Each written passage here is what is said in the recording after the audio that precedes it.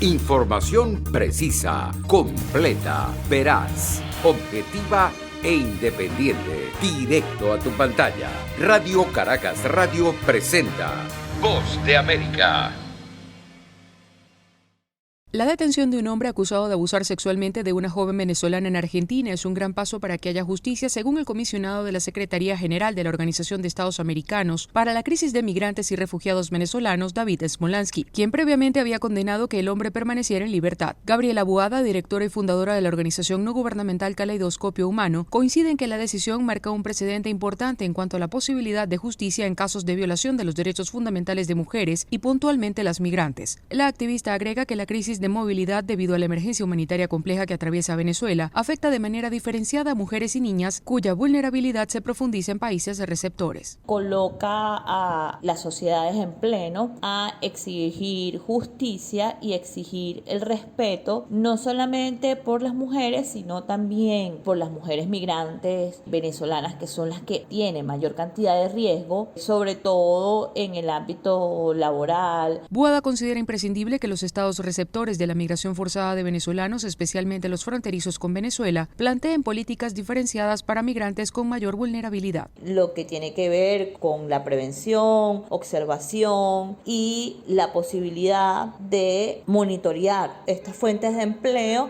donde podrían correr riesgo estas mujeres migrantes. Días después de las protestas masivas registradas en Buenos Aires, una jueza ordenó detener al hombre que hace 2 semanas habría drogado y posteriormente abusado de una venezolana mientras se encontraba en su primer día de trabajo. Carolina Alcalde, Voz de América, Caracas. Autoridades de salud en Estados Unidos dicen que unos 55 millones de dosis de la vacuna del COVID-19 se han distribuido en el país, pero aún se enfrentan dificultades en los centros de vacunación debido a los suministros y la confusión que se presenta para obtener una cita. Si bien la mayoría de la población estadounidense con mayor riesgo espera recibir la vacuna COVID-19, hay muchas personas que sin reunir los requisitos mínimos han recibido la inyección en medio de situaciones que se van de las manos en los sitios a donde llegan las vacunas. Este es el caso de Mark Sussman. Tiene 36 años, no tiene condiciones de salud especiales y por lo tanto aún no cumple con los criterios de elegibilidad, pero fue vacunado.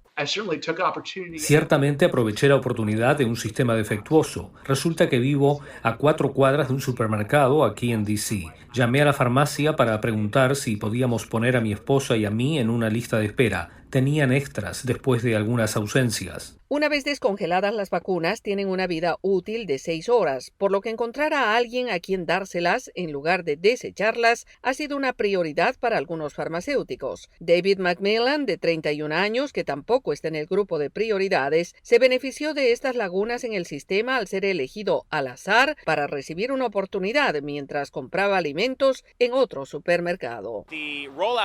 Obtuve la vacuna COVID-19 temprano. En general, creo que el lanzamiento de la vacuna ha sido duro. Me alegro de haber podido conseguirla, pero el hecho de que tenían dosis adicionales y no tenían un sistema establecido, eso es decepcionante. El portavoz del supermercado Giant, Daniel Walk, dijo a La Voz de América que los casos como el de Macmillan son raros y que los farmacéuticos de la cadena están siguiendo todas las pautas del Departamento de Salud de Washington, D.C. La confianza en la vacuna está aumentando, pero la oferta aún es escasa. Para aquellos que esperan, la paciencia se está agotando en los sitios de registro en línea que parecen estancados en la frase "no hay citas disponibles". Para tener las cosas bajo control, el Departamento de Salud de Alexandria, en Virginia, por ejemplo, ha prohibido las visitas sin cita previa y ha construido un sistema de reserva para disuadir a los que reciben la vacuna sin cumplir los criterios establecidos y al mismo tiempo evitar el desperdicio de las preciadas dosis de vacuna. Yoconda Tapia, Voz de América, Washington.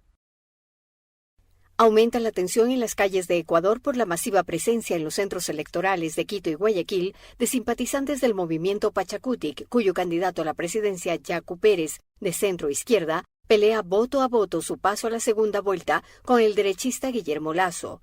El vicepresidente del Consejo Nacional Electoral, Enrique Pita, menciona que después de terminar el reconteo de actas hay otros pasos a seguir. Pero esto no significa que tengamos el resultado final.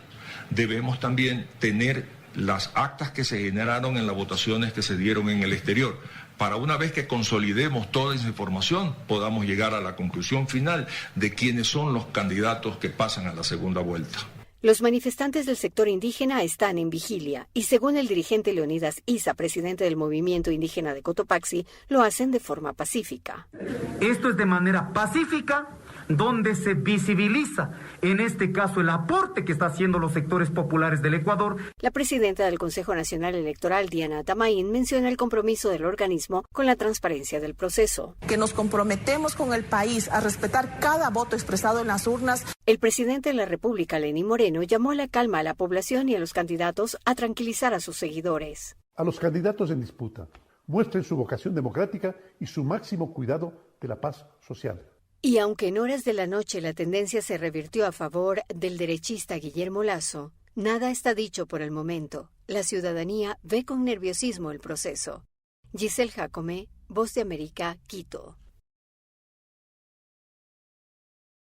Tras semanas con datos al alza en número de fallecidos y contagiados por COVID-19, se aprecia una leve mejoría en las tendencias de países duramente golpeados como Estados Unidos o Brasil. Y también hay datos alentadores en Panamá, Costa Rica, Chile y Argentina. Sin embargo, desde la Organización Panamericana de la Salud advierten que todos estos datos son motivo de esperanza, pero no de celebración. Pese a las buenas noticias, el número de fallecidos continúa al alza en las Américas, provocando que muchos sistemas de salud entren en colapso ante la avalancha de hospitalizaciones, y la situación es especialmente grave en el Triángulo Norte de Centroamérica, donde reportan un importante repunte de infectados en las últimas semanas. La directora general de la Organización Panamericana de la Salud, Carissa Etienne, recordó el poder de las vacunas para salvar vidas y poner fin a la pandemia. Ahora el desafío principal es garantizar que las dosis disponibles se distribuyan con agilidad y de forma justa en toda la región, y para ello Etienne afirmó que trabajan junto con la Organización Mundial de la Salud en la alianza colaborativa COVAX, cuya misión es garantizar un reparto equitativo de los antídotos. La OPS está empezando también a explorar cómo podríamos ayudar a los países para lograr la inmunidad colectiva o rebaño y lograr que la vacuna sea accesible a los países. Y nuestro director general de la OMS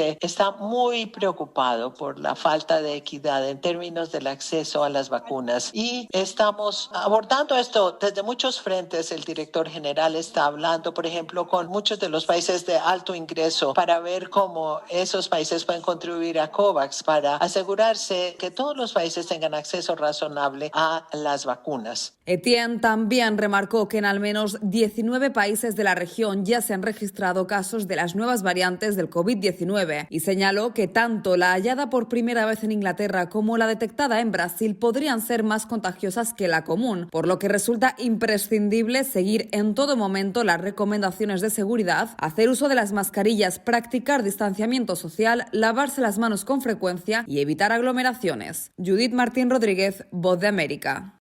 La comunidad internacional continúa acercando al presidente Daniel Ortega para que permita una salida a la crisis social que vive el país desde el año 2018 y encare un proceso electoral imparcial y democrático, y fueron declaraciones públicas del gobierno de Estados Unidos y de la Oficina de la Alta Comisionada de las Naciones Unidas para los Derechos Humanos las que pusieron nuevamente el tema en consideración. Defensores de los derechos humanos en Nicaragua resaltaron que se trata de recordar nuevamente que el gobierno ha incumplido las 14 recomendaciones emitidas por este organismo de la ONU en el marco de la crisis sociopolítica, y a ello se añaden las recientes declaraciones del Departamento de Estado de los Estados Unidos instando a Daniel Ortega a cambiar el rumbo por el que lleva al país. La presidenta del Centro Nicaragüense de Derechos Humanos, Vilma Núñez, dijo a La Voz de América que ambas declaraciones muestran el creciente aislamiento del gobierno sandinista ante la comunidad internacional. Se le está cerrando el cerco a Daniel Ortega, ya es un gobierno aislado. Por su parte, el analista Bosco Matamoros considera que Daniel Ortega colocó a Nicaragua en la línea de colisión con Estados Unidos y la Unión Europea por arremeter contra las organizaciones de la sociedad civil a través de la denominada Ley Putin. Se está negando algo que es el indicador clave en una sociedad democrática, la existencia de organizaciones de la sociedad civil. Las declaraciones del gobierno de Estados Unidos además disipan las dudas y las esperanzas del gobierno nicaragüense de que la nueva administración estadounidense suavizaría las presiones. Taliano Caña, Voz de América, Nicaragua. Estados Unidos rechazará a la mayoría de los migrantes varados en su frontera con México bajo una política de ex-administración Trump establecida para limitar la propagación del COVID-19 y que le dará tiempo al gobierno del presidente Joe Biden para implementar sus propios sistemas de procesamiento de asilo humanitario. Los comentarios corresponden a Jen Psaki, la secretaria de prensa de la Casa Blanca, a tiempo de responsabilizar a la pandemia del COVID-19 y a una agenda cargada de la administración por el retraso para establecer e implementar los mecanismos para procesar a migrantes. Psaki enfatizó que este no es el mejor momento para venir a Estados Unidos. Los procesos de asilo en la frontera no ocurrirán de inmediato, tomará tiempo implementarlos. Y como han dicho el Departamento de Seguridad Nacional y la Oficina de Aduanas y Protección Fronteriza, ha habido circunstancias increíblemente estrechas y limitadas en las que las personas han ingresado al país esperando su audiencia, pero la gran mayoría ha sido rechazada. Entonces, este no es el momento por venir. Al mismo tiempo, Psaki reconoció la carga emocional que este proceso involucra. Y obviamente, este es un tema emocional para muchos de los que trabajamos en esto en el pasado, para el presidente mismo, pero necesitamos tiempo para hacerlo, poner en marcha y tener socios para poner en marcha un proceso integral y un sistema que permitirá el procesamiento en la frontera de los solicitantes de asilo, pero también proporcionará un camino hacia la ciudadanía para los inmigrantes que se encuentran en los Estados Unidos. Los comentarios de la Casa Blanca surgen luego de reportes sobre la liberación de algunas familias migrantes a los Estados Unidos y la creciente presión para que el presidente Joe Biden revierta las políticas de su predecesor, el expresidente Donald Trump. John F. Burnett, Voz de América, Washington, D.C. Los fiscales en el juicio político al expresidente Donald Trump revelaron el miércoles un escalofriante video de seguridad que muestra a una enardecida multitud irrumpiendo en el Capitolio el 6 de enero, rompiendo ventanas y puertas y buscando amenazadoramente al vicepresidente Mike Pence y a la presidenta de la Cámara de Representantes, Nancy Pelosi, mientras la abrumada policía pedía ayuda en sus radios. En las grabaciones inéditas, los fiscales de la Cámara de Representantes mostraron escenas en las que se ven a los alborotadores deambulando por los pasillos, cantando «Cuelguen a Mike Pence», algunos con equipos de combate. Afuera, la turba había instalado una horca improvisada. El representante Joaquín Castro, demócrata por Texas, uno de los gestores del juicio político, usó varios videos de republicanos de alto perfil el 6 de enero pidiéndole a Trump que hiciera detener el ataque del Capitolio para defender el caso de los demócratas de que el expresidente tenía el poder de hacerlo, pero decidió no hacerlo. Senadores, ustedes han visto todas las pruebas hasta ahora, y esto está claro. El 6 de enero, el presidente Trump dejó a todos en este Capitolio por muertos.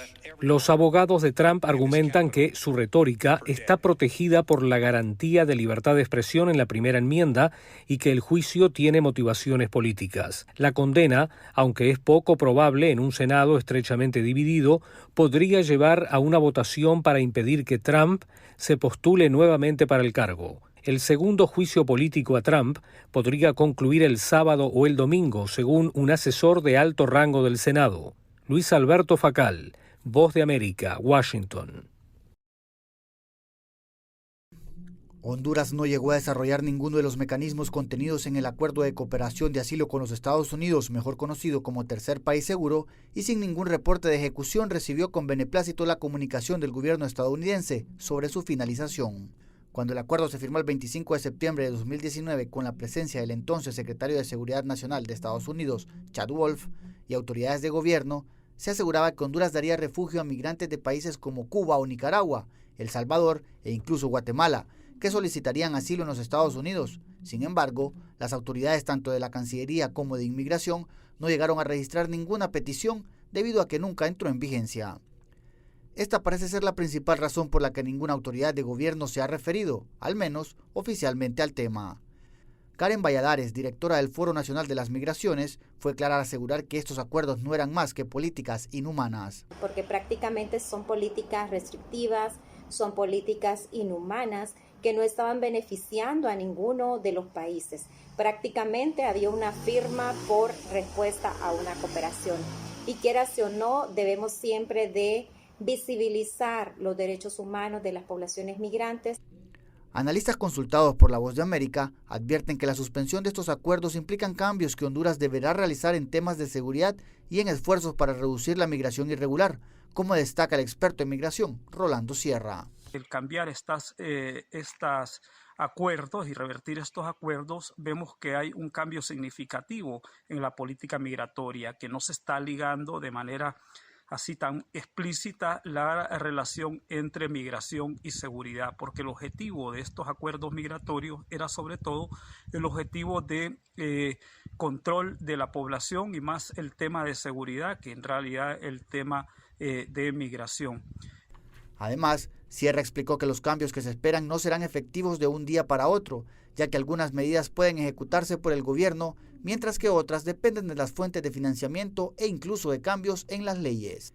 El fenómeno de las caravanas es uno de los grandes problemas que enfrenta Honduras desde el año 2019, con migrantes que salían de San Pedro Sula, en el norte de Honduras, y recorrían Guatemala y México con el fin de llegar a los Estados Unidos. Para el sociólogo Carlos Sierra, si no hay un cambio en la vida de los hondureños, las caravanas no se detendrán. Recordemos que estos flujos son motivados precisamente por las condiciones nacionales. Las motivaciones siguen siendo nacionales y siguen presentes en el país. Todo lo que tiene que ver con el tema económico, la falta de oportunidades, empleo, pero también, y cada vez más con mayor fuerza, el tema de inseguridad. El acuerdo de cooperación de asilo con los Estados Unidos se firmó con las naciones del Triángulo Norte como una medida del gobierno del expresidente estadounidense Donald Trump para frenar el éxodo de migrantes originado por las caravanas desde estas naciones, en especial Honduras, desde donde han salido la mayoría de estos grupos de migrantes irregulares. Óscar Ortiz, Voz de América, Honduras. Información precisa, completa, veraz, objetiva e independiente. Directo a tu pantalla. Voz de América en RCR 750.